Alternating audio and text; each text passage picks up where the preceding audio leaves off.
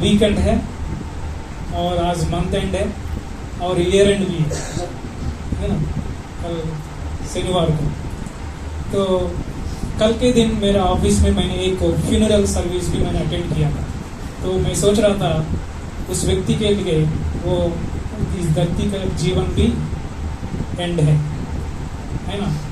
तो वो हम में किसी का भी हो सकता है, लेकिन हम देखते हैं कि इस बदलते हुए संसार में हम जी रहे हैं, है ना? सब कुछ बदल रहा है, लेकिन समय और मौसम बदलते हैं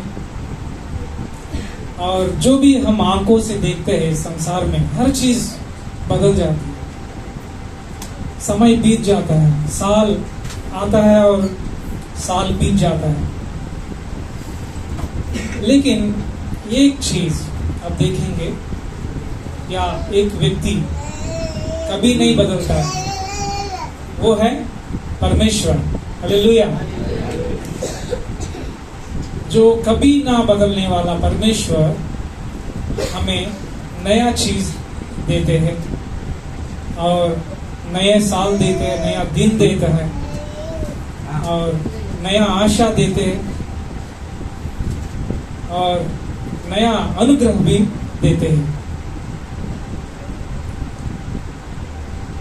हमारा परमेश्वर नई चीजों को करता है। जो हम देखते हैं कि परमेश्वर कभी ना बदलता है। हम इब्रानियों में 13 और 8 में हम पढ़ते हैं, यीशु मसीह कल आज और युगान युग एक सा है।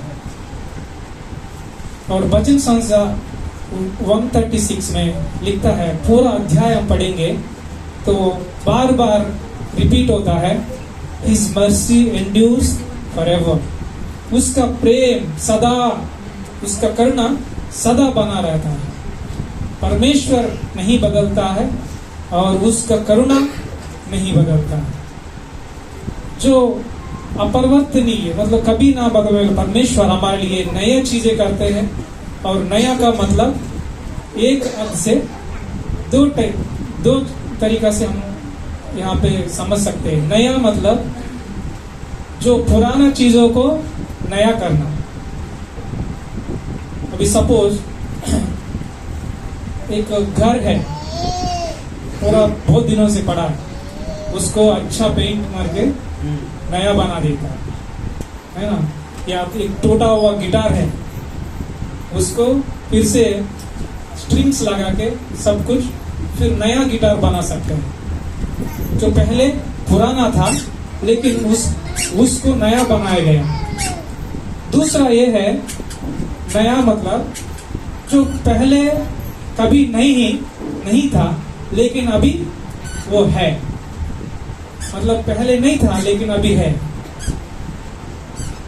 वो उसको भी नया कहता है। लेकिन परमेश्वर ये दोनों कर सकता है। जो हमको जो पुराना चीज को नया बना सकता है और जो कभी नहीं था उसको बना सकता है जो नया।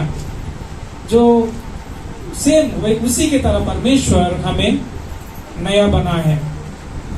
जब हम यीशु मसीह में विश्वास किया है उस वक्त हम क्या बन गए? नई सृष्टि। वचन हम पढ़ सकते हैं 2 कोरिन्थी 5 और 17 में मैं पढ़ता हूँ, सो यदि कोई मसीह में है तो वो नई सृष्टि है, पुरानी बातें बीत गई है, देखो सब बातें नई हो गई है। जो यीशु में आता है वो नया सृष्टि बन जाता है। हम पुराने मनुष्य बनकर रहते थे जो प्रभु को नहीं जानते थे। हम वचन बताता है कि वो पुराना मनुष्य, इफिसी 9:4 और 22 में पौलुस बताता है कि वो पुराना मनुष्य था जो परमेश्वर को नहीं जानता था, लेकिन आप उस नया मनुष्य को पहनो करके पौलुस बताता है। जब भी हम यीशु में विश्वास करता है उसी वक्त हमेशा के लिए परमेश्वर हमें नया मनुष्य बना देता है, तो नया सृष्टि हम बन जाते हैं। अब ये सोचो, हम अपना जन्मदिन मनाते हैं, यानी हम हर साल एक साल क्या होता है हमारा आयु बढ़ते रहते हैं, हर साल बड़े हो जाते हैं, और दूसरे साल हम जन्मदिन मनाते हैं और एक साल हम बड़े हो जाते हैं। वैसे बड़े होते हैं लेकिन हम बूढ़े भी होते जा रहे हैं, है ना। तो इसका मतलब ये है कि हम इस संसार का जो भी चीजें हैं पुराना होते जाता है, और जो हम आंखों से जो देखते हैं वो सब कुछ नाश हो जाता है और नष्ट हो जाता है। लेकिन हमारे पास आत्मा के जिसे आंतरिक मनुष्य है, वचन बताता है, वो दिन दिन नया होता जाता है। हालेलुया।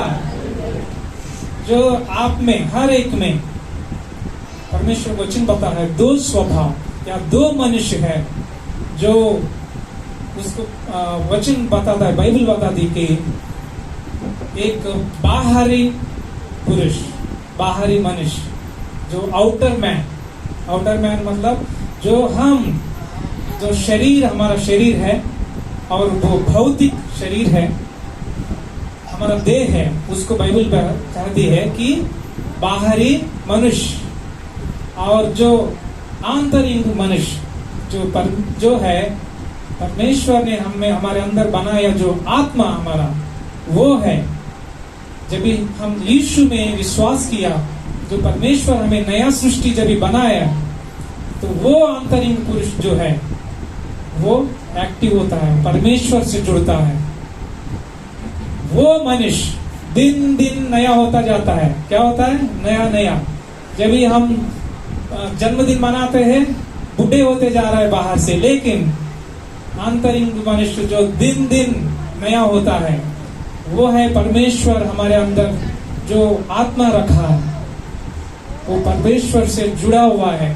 वो परमेश्वर हर दिन उसको नया बनाता है, और पवित्र आत्मा के द्वारा वो हमारा आत्मा से कम्यून करता है, हमारा आत्मा से संवाद करता रहता है। और बाइबल बताती है हमारा भीतरी मनुष्य दिन दिन नया हो जाता है। तो हम ये वचन हम पढ़ेंगे 2 कोरिन्थियन अध्याय 4 और 16 वचन में ऐसा लिखा है। 2 कोरिन्थियन अध्याय 4 और 16। इस कारण हम हियाव नहीं छोड़ते, यद्यपि हमारा बाहरी मनुष्यत्व नाश होता जाता है, तो भी भीतरी मनुष्यत्व दिन प्रतिदिन नया होता जाता है। हमारे भीतर का मनुष्य कैसे नया होता है, हम वचन से देखेंगे। एक थ्री चॉइसेस हमको बनाना होता है हर दिन। यहाँ पे मैं 3 विकल्प बता रहा हूँ। चॉइस मतलब मैं क्यों चॉइस बता रहा हूँ, एक कंपल्सरी करना है ऐसा मैं नहीं बता रहा। चॉइस क्योंकि ये आपके ऊपर निर्भर है, करना है या नहीं नया करना है, नहीं करना है। तो पहला ये है, अपने भीतर के मनुष्य को नियमित रूप से उसको बढ़ा करो हर दिन। सपोज मैं बता रहा हूँ, एक प्लांट है, सपोज ये प्लांट है छोटा सा, इसको हर दिन मैं पानी डालता हूँ तो ये क्या होता रहता है, बढ़ता रहता है। या मैं एक हफ्ता के में एक बार पानी डाल रहा हूँ तो ये धीरे धीरे बढ़ता है। या मैं 1 महीना में पानी डालता हूँ तो ये क्या होता है, वो मरता रहता है और जीता रहता है, मरता रहता है जीता रहता है, और एक दिन वो मर जाता है।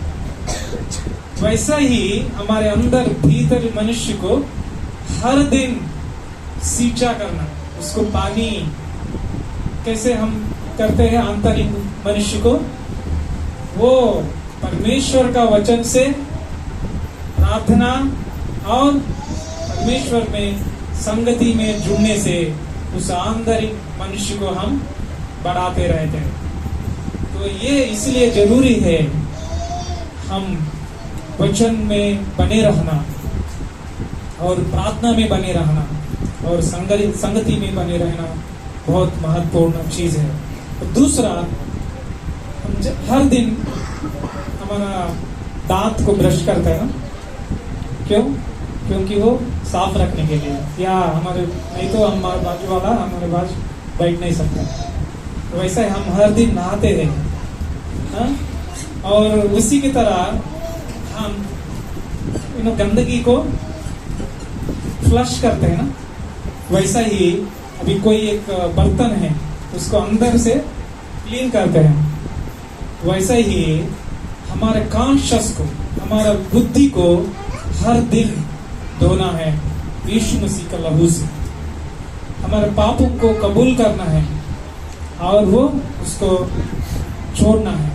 हम देखते हैं कि रोमियो का 12:1-2 में पौलुस बताता है कि दूसरा वचन में, इस संसार के सदृश ना बनो, परंतु तुम्हारे मन के नए हो जाने से तुम्हारा चाल चलन भी बदलता जाए, जिससे तुम परमेश्वर की भली और भवाती और सिद्ध इच्छा अनुभव से मालूम करते रहो।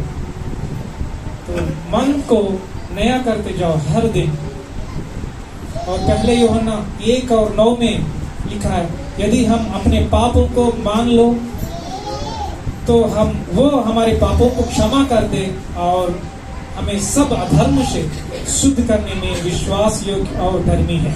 जो हम हर दिन परमेश्वर के सामने हमारे पापों को कबूल करते, हम अपने आप को उसका लहू से धोना चाहिए और हमें अपने आप को पवित्र रखना चाहिए। और तीसरा, आत्मा में निरंतर चलना। आत्मा में निरंतर चलते रहो। जब हम बाहरी मनुष्य या अपने मांस को बढ़ाते हैं या उसको फीड करते हैं तो बाहरी मनुष्य को बल मिलता है और वो क्या करता है, आंतरिक मनुष्य के ऊपर कब्जा कर लेता है।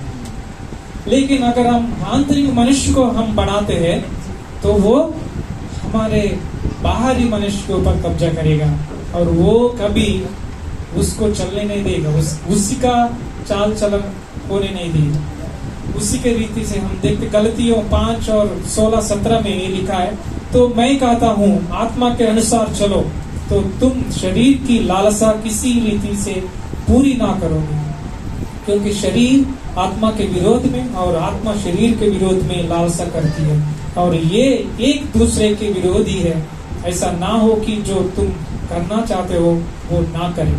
पौलुस बताता है कि आत्मा के अनुसार चलो ताकि आप शरीर का लालसा नहीं करोगे। दूसरी बात हमने यहाँ देखते हैं, परमेश्वर ने हमारे लिए नया चीज बनाता है।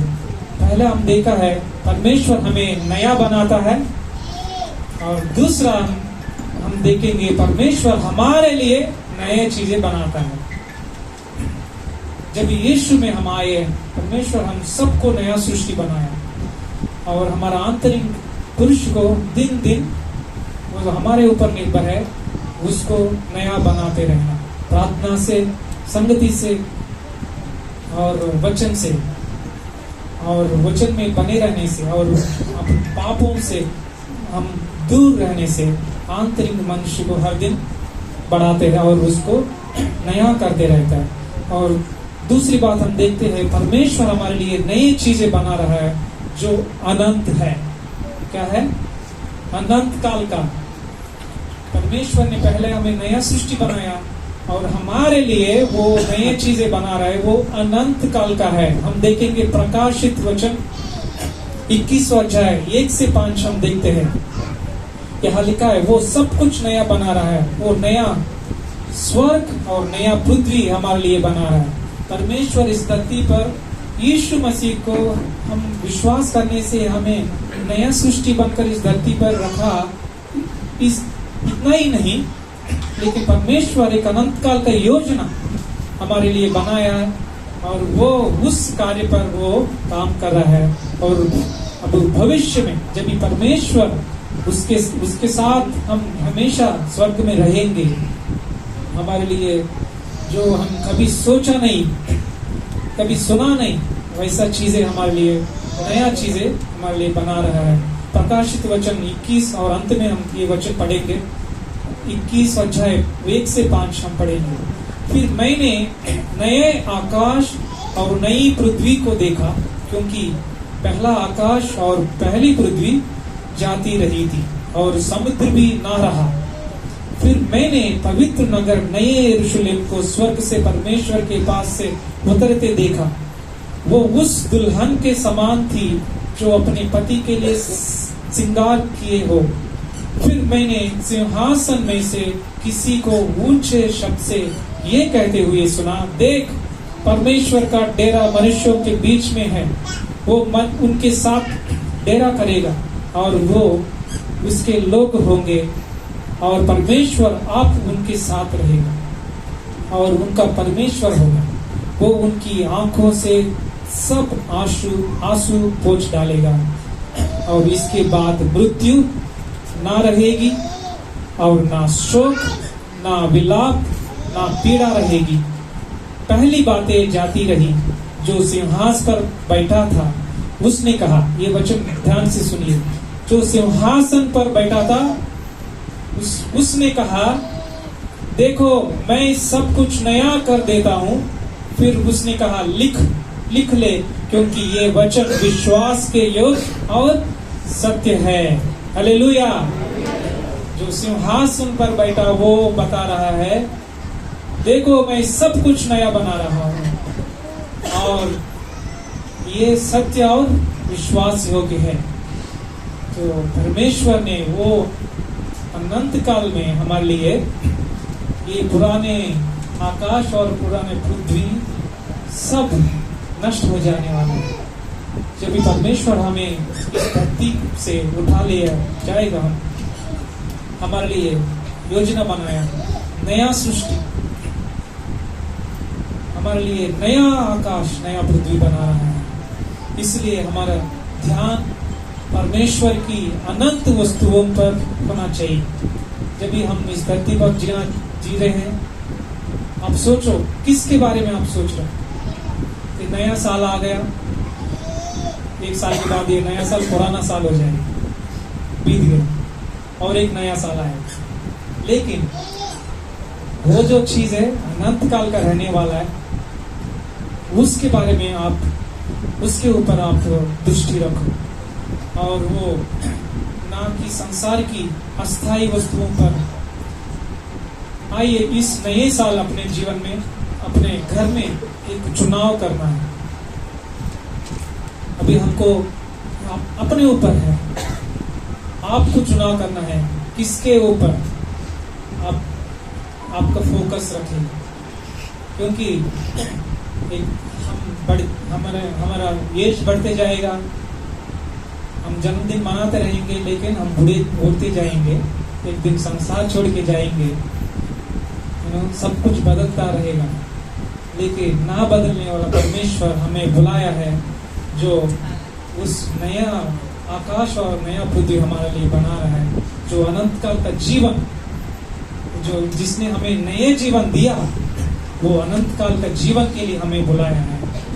तो अपने भीतर मनुष्य को परमेश्वर के वचन, प्रार्थना और चर्च में, कलीसिया में, संगति में साथ संगति रह के मजबूत करके और अपने पापों को कबूल कर एक पवित्र और निष्कलंक जीवन जीने के लिए द्वारा आत्मा में चलने के द्वारा, और हम अपने आंतरिक मनुष्य को नयापन करते रहेंगे। और आने वाले साल में, इस साल में हम परमेश्वर में बढ़ने के लिए आप चुनाव करो। परमेश्वर के चीजों पर ध्यान रखो, उसको पहले स्थान दे दो और उसके द्वारा हम परमेश्वर की महिमा के लिए हमारा जीवन इस धरती पर जिएंगे। और परमेश्वर जिस चीजों के लिए हमें बुलाया, उसको हम एक दिन हम स्वतंत्र हम उसको पाएंगे। आमीन, हालेलुया। आइए हम छोटा सा प्रार्थना करें। प्रभु धन्यवाद देते सुंदर दिन के लिए, नए साल, नए दिन और नए रविवार। लेकिन प्रभु पूरा साल आपका अनुग्रह हमें चला, हर दिन अब नया अनुग्रह हमें देते, हर सुबह हमें याद दिलाता है कि आपके अनुग्रह नहीं है हमारे लिए। प्रभु हर एक व्यक्ति को आपका हाथों में देकर आप में बढ़ने के लिए शामिल करो। आगे के समय और संदेश आप देते यीशु मसीह के नाम से, आमीन।